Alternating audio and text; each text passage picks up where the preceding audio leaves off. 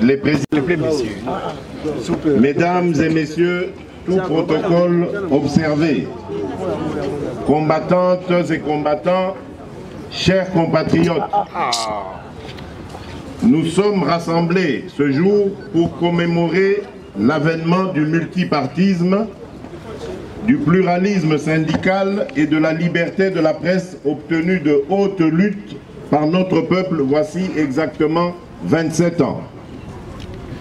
Lorsque le 24 avril 1990, le défunt président Mobutu annonce, non sans émotion, dira-t-il, la fin du parti État, à la tête duquel lui-même trônait sans partage depuis son coup d'État de novembre 1965, il cédait devant la pression exercée par notre peuple sous la houlette d'Étienne Tshisekedi et de ses compagnons de lutte que sont notamment Frédéric Kibasa Maliba, Marcel Liaou, Vincent Mbouankiem, Gabriel Kyungu Wakumwanza, Anakle Makanda et d'autres encore qui tous ont marqué l'histoire de notre pays. Ici, devant vous, je salue ces combattants de la liberté et leur rends en votre nom à tous l'hommage qu'ils méritent.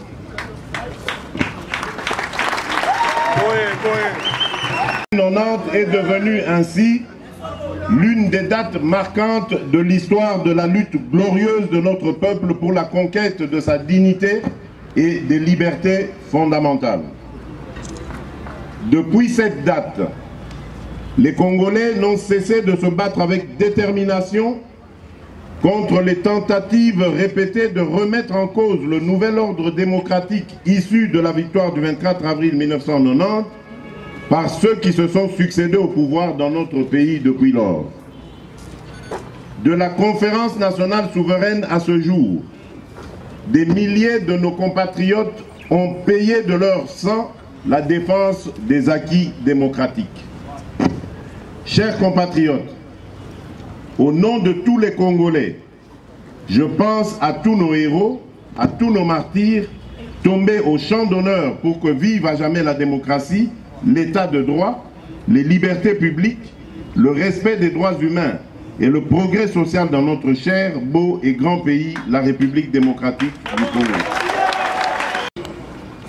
L'ouverture démocratique du 24 avril 1990 a démontré que rien ne peut résister à un peuple déterminé à s'affranchir d'un régime d'oppression. Quelle que soit la puissance d'un tyran, le peuple demeure le souverain primaire à qui revient le dernier mot.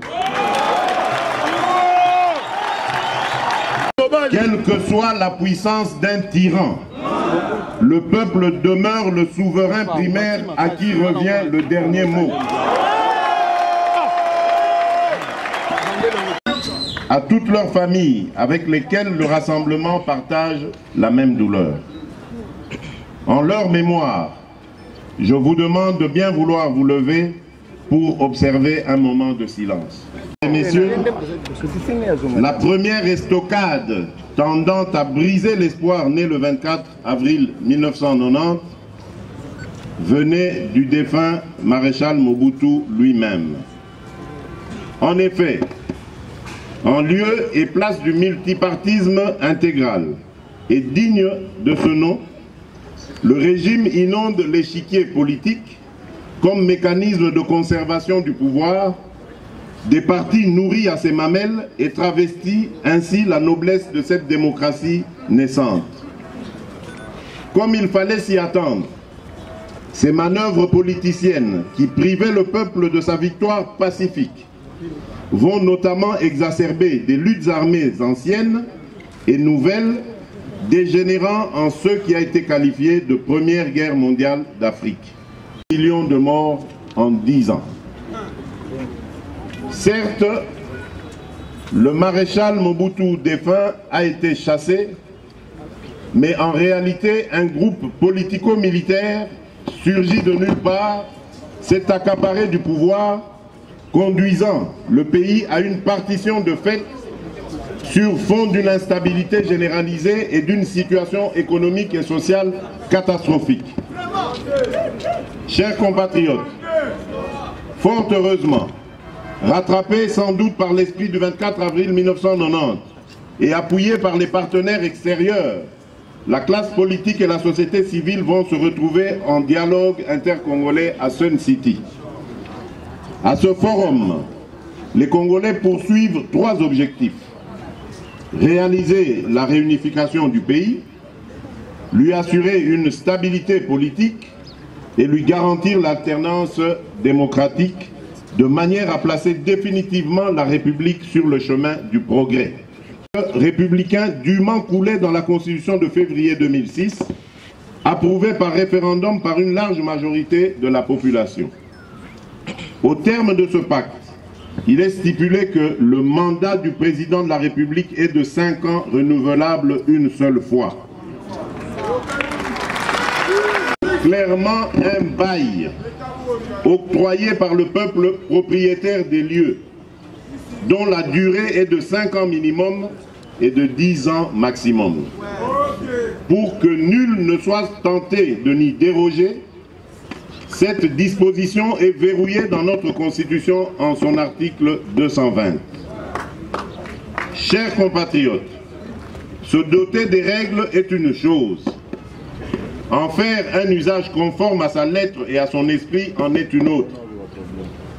Où donc en sommes-nous depuis la mise en vigueur de la Constitution de 2006? 2 élections présidentielles ont été organisées, l'une en 2006 et l'autre en 2011. Toutes ont été entachées de fraude et d'irrégularité au bénéfice de M. Kabila et ont été de ce fait contestées. Par ailleurs, il n'échappe à personne que l'unité du territoire national n'est que virtuelle, car les frontières de notre pays sont demeurées à ce point poreuses qu'elles laissent aux trafiquants et aux bandes armées de tous bords le loisir d'aller et venir en toute quiétude. Du pays au Kasaï. Aujourd'hui, la réalité des faits a dépassé l'imaginaire. Dans ces contrées, massacres et autres crimes contre l'humanité sont quotidiennement perpétrés. Plus de 40 fosses communes ont été identifiées et des méthodes d'un autre âge.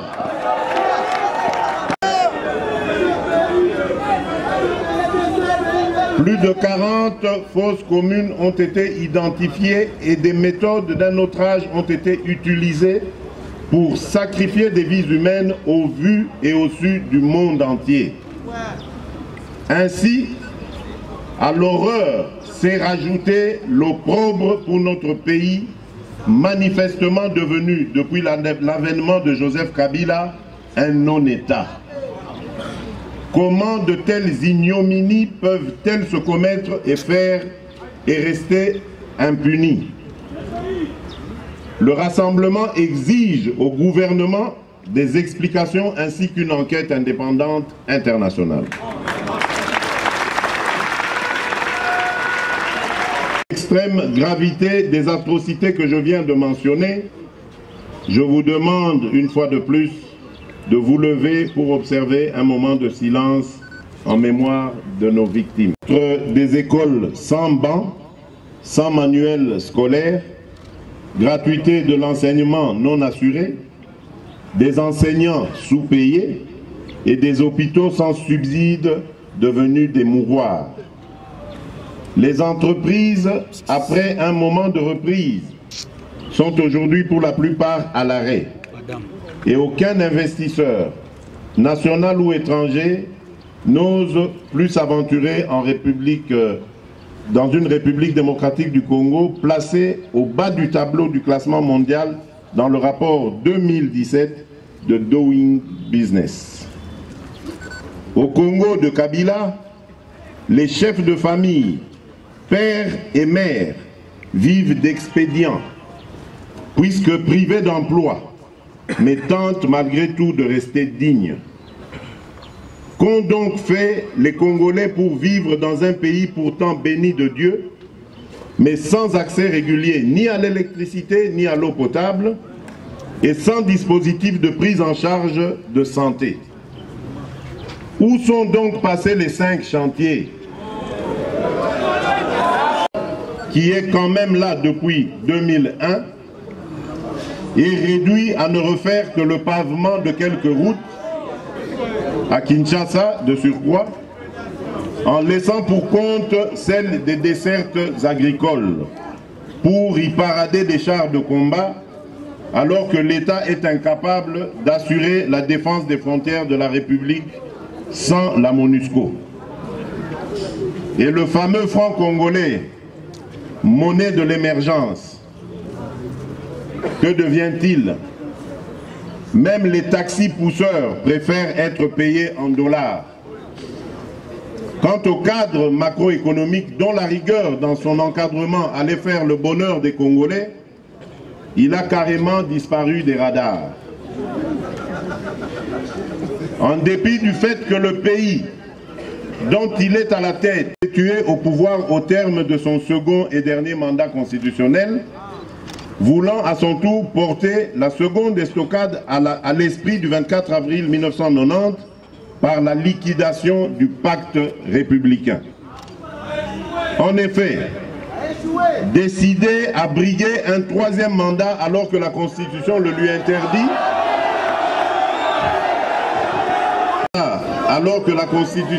interdit, M. Joseph Kabila déploie délibérément depuis 2015 la stratégie du blocage du processus électoral, du chaos institutionnel et de répression de toute contestation de son régime qui de plus en plus dérive vers le totalitarisme. Ainsi, par la volonté d'un seul homme, défiant tout un peuple, oui, 80 millions de Congolais, la République démocratique du Congo se trouve, depuis la fin du second et dernier mandat présidentiel de M. Joseph Kabila, le 19 décembre 2016, dans la situation cocasse d'un pays dont les dirigeants à mandat électif, à tous les niveaux du pouvoir d'État, n'ont plus aucune légitimité démocratique. Les Congolaises et les Congolais, pour non seulement organiser la résistance, mais davantage encore pour combattre la résurgence de la dictature que Joseph Kabila voudrait continuer à imposer à la nation. Dynamique de l'opposition, alternance pour la République, G14, Convention des Républicains, majorité présidentielle populaire, Front du peuple et société civile, créent le rassemblement, cadre stratégique et unifié de réflexion et d'action commune. Cette initiative d'unification des forces politiques et sociales a été massivement saluée par le peuple congolais, qui l'a manifesté par l'accueil triomphal réservé au président du Conseil des sages du Rassemblement, Feu Étienne Tshisekedi Wamulumba, le 27 juillet 2016, et par sa participation tout aussi massive qu'impressionnante au meeting organisé le 31 du même mois, à Saint-Sylvestre, du 31 décembre 2016, sous la facilitation de la CENCO. Comme vient de le rappeler la CENCO, dans sa déclaration du 20 avril dernier, les parties prenantes à cet accord, à savoir la majorité présidentielle et alliée d'un côté, et de l'autre le rassemblement dont j'ai personnellement conduit la délégation, le Front pour le respect de la Constitution et la société civile, ont convenu des fondamentaux qui forment un dispositif juridique et institutionnel cohérent pour conduire aux élections au plus tard à fin décembre 2017 et dans le respect tant de la Constitution que des normes démocratiques. Il s'agit notamment de 1. Pas de modification ni de changement de constitution pendant la période préélectorale et électorale. 2. Pas de référendum pendant la même période. 3. Troisième mandat pour M. Joseph Kabila, arrivé au terme de son second. tenue des élections présidentielles, législatives et provinciales au plus tard le 31 décembre 2017. 5. Redynamisation de la Commission électorale nationale indépendante, CENI, afin d'assurer son indépendance et sa neutralité. 6. Décrispation politique impliquant la levée de toutes les entraves aux activités de tous les partis politiques et des leaders politiques, la fin du dédoublement des partis de l'opposition, la libération des détenus politiques et d'opinion, l'arrêt des procédures judiciaires à motivation politique, ainsi que la libération des médias publics et privés. 7. Participation inclusive des parties prenantes à la gestion des affaires publiques pendant la période préélectorale et post-électorale afin de se sécuriser mutuellement et d'éviter un nouveau blocage du processus électoral par l'une d'entre elles. 8. Garantie de mise en œuvre de l'accord et de bonne fin du processus électoral, non seulement par une institution d'appui à la démocratie, le Conseil national de suivi de l'accord, CNSA, représentatif des parties prenantes et dirigé par le président du Conseil des sages du Rassemblement, mais aussi par la présentation du Premier ministre, chef du gouvernement de la République, par le Rassemblement à la nomination du président de la République. Par la communauté internationale, notamment à travers la résolution 2348 du Conseil de sécurité des Nations Unies, les déclarations des dirigeants de l'Union africaine et les prises de position respectives de l'Union européenne, de la France, de la Belgique et des États-Unis d'Amérique. Contrairement à ce qui se dit et se fomente au niveau des officines du pouvoir en place, le combat que mène le Rassemblement n'est pas et ne peut être celui des postes ministériels, quels qu'ils soient. Au contraire, si le Rassemblement tient à l'application intégrale de cet accord, notamment en ce qui concerne le Premier ministre et le président du CNSA, c'est parce que ces deux positions jouent un rôle déterminant quant au respect de l'accord et quant à la garantie de la tenue effective des élections dans les délais convenus. Échec à l'accord de la Saint-Sylvestre, de distraire l'opinion et de gagner du temps en attendant de trouver l'opportunité de faire le référendum constitutionnel qui lui permettrait de rester au pouvoir indéfiniment. Raisonnablement espérer la tenue des élections au plus tard le 31 décembre 2017 en laissant la majorité présidentielle seule aux commandes de l'État, elle qui les a bloqués et multiplie des stratagèmes pour qu'elle n'ait pas lieu avant longtemps. À cet égard, le Rassemblement condamne avec véhémence la nomination unilatérale à la primature de M. Bruno Tshibala en date du 7 février. Le Rassemblement condamne avec véhémence la nomination unilatérale à la primature de Bruno Tshibala en date du 7 avril 2017, alors qu'il a été formellement exclu de l'UDPS et donc du Rassemblement le 4 mars 2017. Cet acte congolaise,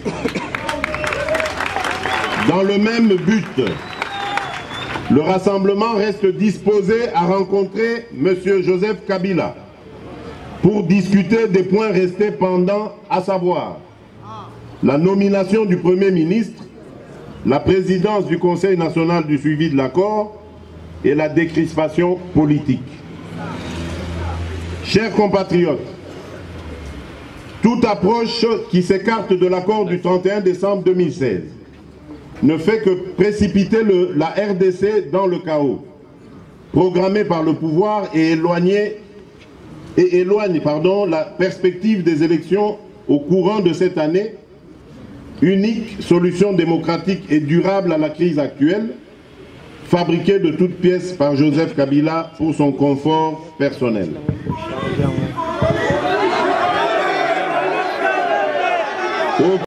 Aucun autre schéma que l'application rigoureuse et de bonne foi de l'accord n'offre la possibilité d'instaurer un environnement politique apaisé et un cadre institutionnel approprié pour garantir aussi bien la tenue effective des élections comme convenu que les chances égales ainsi que le libre exercice des activités politiques à tous les partis et à tous les candidats.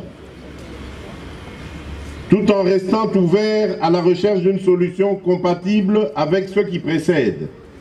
Le rassemblement ne cautionnera aucune violation de l'accord de la Saint-Sylvestre sous quelque forme ou prétexte que ce soit. La démocratie obtenue le 24 avril 1990 a été une conquête sublimée par le sang de nos martyrs. Il nous appartient d'en préserver les acquis. Pour chacun de nous, c'est une exigence de rester mobilisé, engagé et vigilant. Il en va de ci, et je le répète, nous devons tous comprendre, en ce compris Joseph Kabila, toutes les institutions de la République à mandat électif sont... Nous devons tous comprendre, en ce compris Joseph Kabila, que sans l'application de l'accord, toutes les institutions de la République à mandat électif sont illégitimes.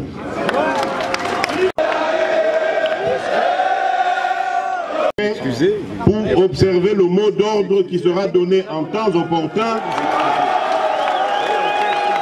le Rassemblement demande au peuple congolais de se tenir prêt pour observer le mot d'ordre qui sera donné en temps opportun, de ne pas reconnaître toutes ces institutions illégitimes.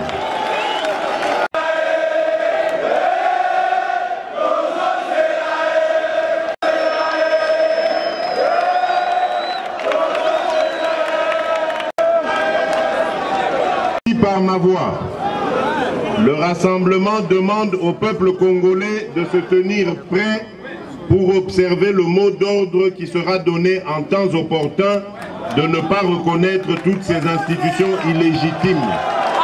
Rassemblement, vive la République, je vous remercie.